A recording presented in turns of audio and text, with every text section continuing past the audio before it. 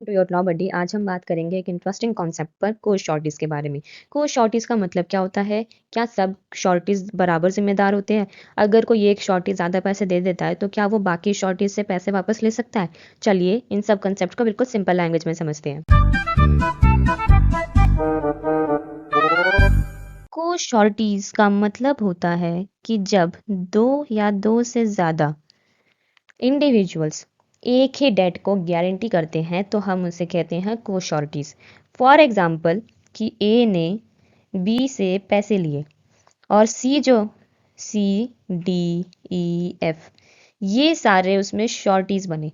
अब ये दो से ज़्यादा हैं तो हम इन्हें कह देंगे कोश्योरिटीज। यानी कि जब भी एक से ज़्यादा श्योरिटी होता है तो हम उसे कोश्योरिटीज कह देते हैं। अब हम बात करते हैं कि इन कोश्योरिटीज की लायबिलिटी क्या होती है। सबसे पहले लायबिलिटी दी गई है under section 138, release of one कोश्योरिटी।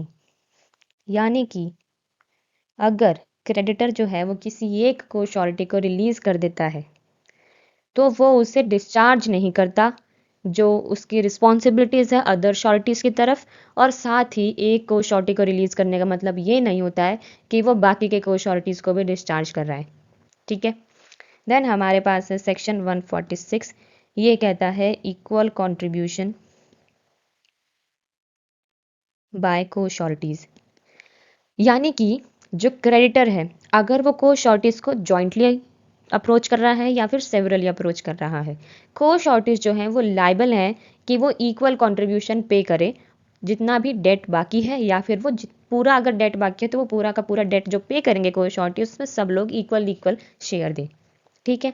For example कि अब ए जो था इसमें प्रिंसिपल डेटर था और बी जो था इसमें क्रेडिटर था, तो ए ने बी से 40 हज़ार रुपये लिए थे मान लो।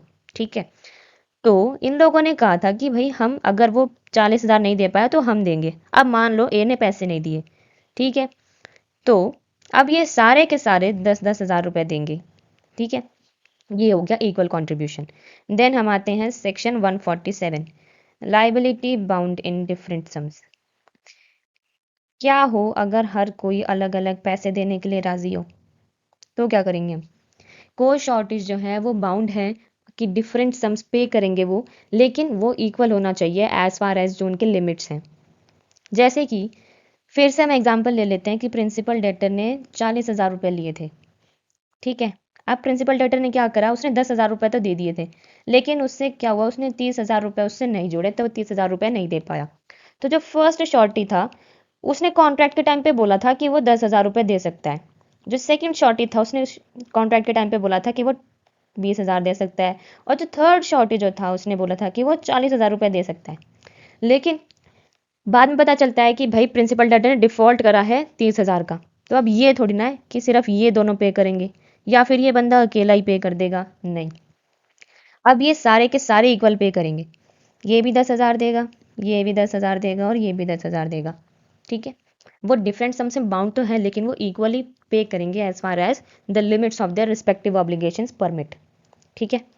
तो ये था कोर्स शॉर्टिज का concept, equal liability, right to contribution और एग्रीमेंट के बेसिस पर जो वेरिएशंस होती हैं, सब कुछ हमने कवर किया है। अगर आपको वीडियो पसंद आई हो तो वीडियो को लाइक करें, कमेंट करें और योर लॉ बडी को सब्सक्राइब करना ना भूलें। Thank you.